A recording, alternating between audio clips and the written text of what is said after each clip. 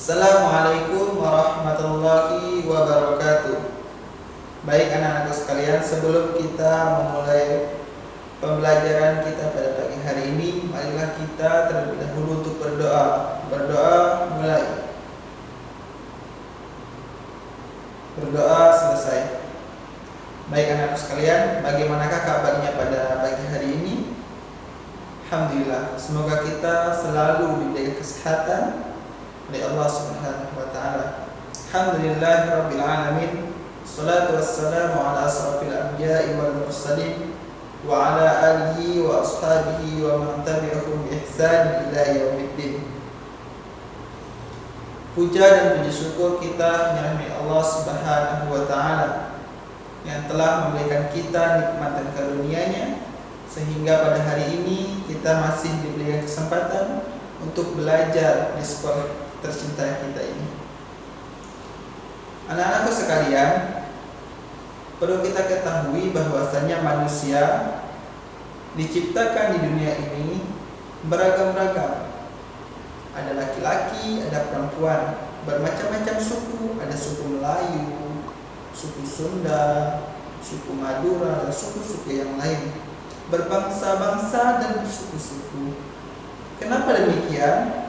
Karena supaya kita saling mengenal antara satu dengan yang lain. Nah, kita manusia ini pasti memerlukan pertolongan orang lain, membutuhkan orang lain untuk bertahan hidup. Karena pada dasarnya tidak ada manusia yang bisa hidup sendiri di dunia ini. Semuanya pasti butuh pertolongan orang lain. Nah, adapun materi kita pada pagi hari ini yaitu peranan manusia sebagai makhluk individu dan makhluk sosial. Materi pembahasan kita yang pertama yaitu pengertian manusia sebagai makhluk individu. Individu berasal dari bahasa Latin yaitu individuum, artinya tidak terbagi. Manusia yang terlahir di dunia ini adalah sebagai makhluk individu, tidak dapat terbagi atau tidak dapat terpisahkan antara jiwa dan raganya.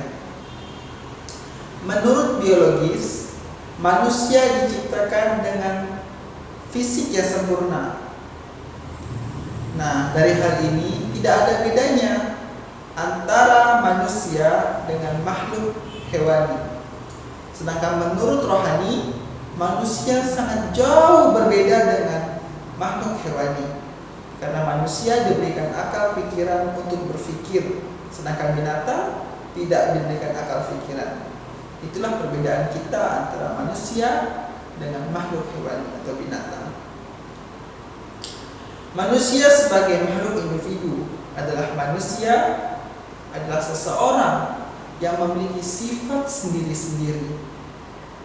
Perlu kita ketahui anak-anakku sekalian bahwasannya manusia itu memiliki karakteristik yang berbeda-beda, memiliki sifat yang berbeda-beda. Tidak ada manusia yang memiliki kesamaan dalam karakteristiknya.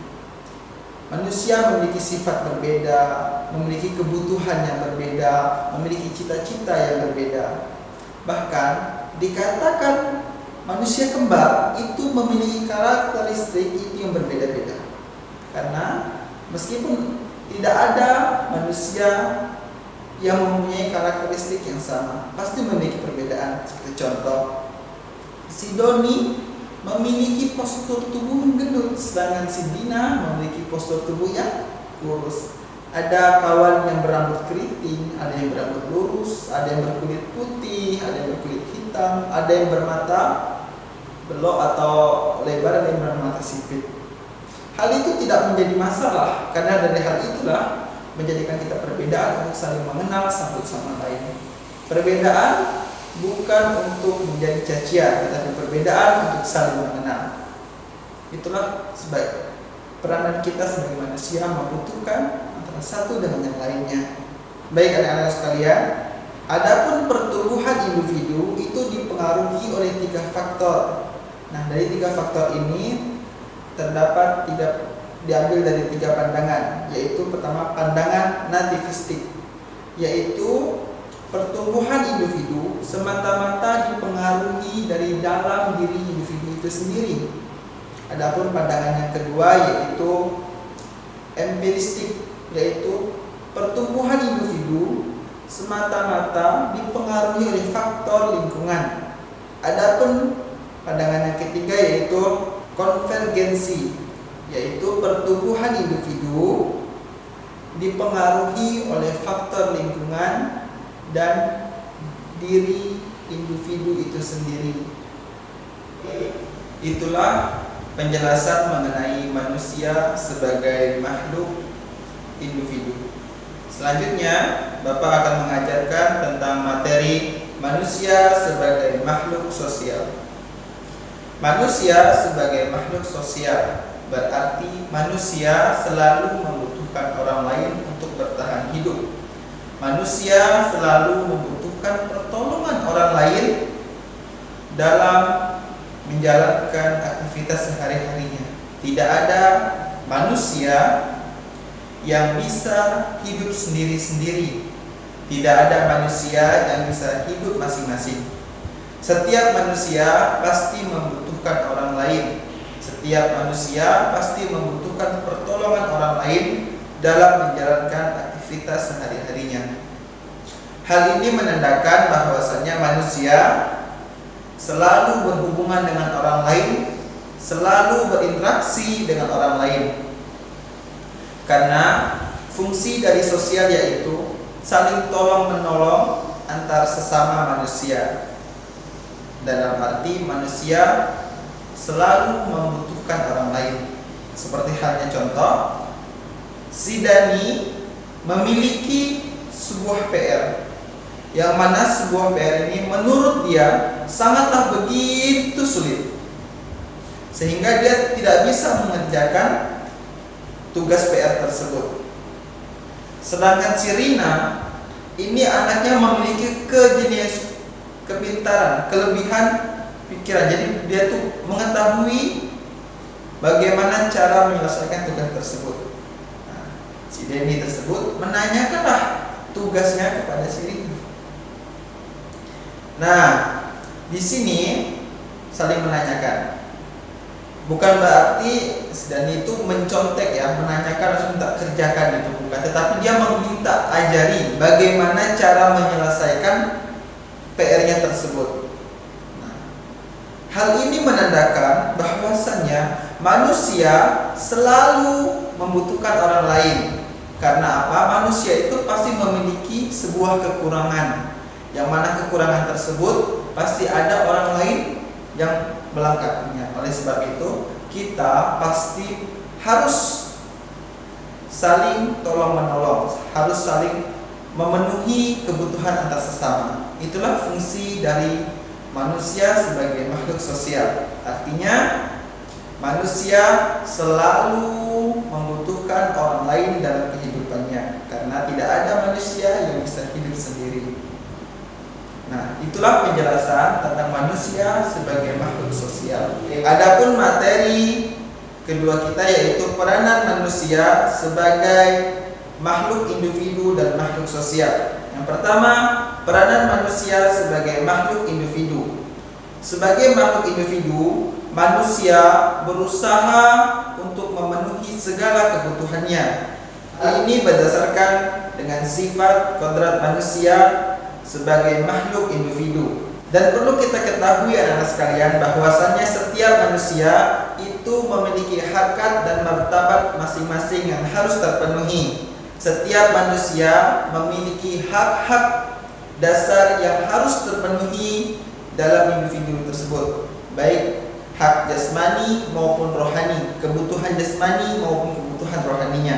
Maka hak itu harus terpenuhi dalam kehidupan kita. Dan setiap manusia itu memiliki potensi diri yang harus dikembangkan untuk terpenuhi segala kebutuhan hidup yang lebih baik. Oleh sebab itu, maka potensi-potensi ini sangat berpengaruh dalam kehidupan kita. Baik, dari uraian di atas dapatlah kita simpulkan bahwasanya peranan manusia sebagai makhluk individu yaitu yang pertama, jaga dan mempertahankan harkat dan martabat manusia itu sendiri. Yang kedua, mengupayakan terpenuhnya hak-hak dasar sebagai manusia. Yang ketiga, merealisasikan segenap potensi diri, baik sisi jasmani maupun sisi rohani. Dan yang keempat, memenuhi kebutuhan dan kepentingan diri demi kesejahteraan hidupnya. Baik, nah itulah peranan manusia sebagai makhluk individu. Adapun selanjutnya, peranan manusia sebagai makhluk sosial. Manusia akan selalu senantiasa dan berhubungan dengan orang lain. Tidak ada manusia yang bisa hidup sendiri tanpa bantuan orang lain. Di dalam kehidupan sosial, manusia hidup di lingkungan masyarakat. Nah, di mana di dalam lingkungan masyarakat ini ada sebuah aturan-aturan yang harus diterapkan dalam bermasyarakat tersebut. Nah, ini dinamakan dengan norma sosial. Pengertian norma sosial adalah kebiasaan umum yang menjadi suatu patokan perilaku dalam suatu masyarakat dan dalam lingkungan dalam batasan wilayah tertentu. Nah, di sini norma akan berkembang sesuai dengan kesepakatan yang terjalin dalam suatu masyarakat tersebut. Oleh sebab itu, norma dalam masyarakat ini sangat dibutuhkan untuk mengatur bagaimana kehidupan, bagaimana tata cara kita dalam bermasyarakat. Nah, apabila kita melanggar dari norma-norma yang telah ditetapkan di dalam lingkungan masyarakat tersebut, maka yang melanggar akan mendapatkan sanksi atau hukuman yang sesuai dengan yang telah disepakati bersama. Adapun norma-norma yang harus kita terapkan dalam kehidupan kita selaku dalam bermasyarakat, yaitu yang pertama, norma agama, norma kesusilaan, norma kesopanan, dan norma hukum. Yang pertama, norma agama, norma yang bersumber dari Tuhan diperuntukkan bagi umatnya. Yang kedua, norma kesusilaan, yaitu norma yang bersumber dari hati nurani untuk mengajak segenap manusia kepada jalan yang benar dan menjauhi keburukan. Yang ketiga, norma kesopanan, yaitu norma yang bersumber dari masyarakat. Hal ini bertujuan untuk terjalinnya keharmonisan dalam menjalin hubungan antar sesama. Dan yang keempat, yaitu norma hukum, yang mana norma hukum ini adalah norma yang dibuat oleh pemerintah, yang mana norma ini wajib dilaksanakan bagi masyarakatnya. Norma hukum ini bersifat memaksa karena demi kemaslahatan masyarakat. Baik, itulah 4 norma yang harus kita jalankan, yang harus kita laksanakan dalam kehidupan bermasyarakat. Nah, dari uraian di atas, maka dapatlah kita simpulkan bahwasanya peranan-peranan manusia sebagai makhluk sosial, yaitu yang pertama, melakukan interaksi dengan manusia lainnya. Yang kedua, membentuk kelompok-kelompok sosial. Adapun peranan yang ketiga, menciptakan norma-norma sosial sebagai peraturan dalam kehidupan masyarakat.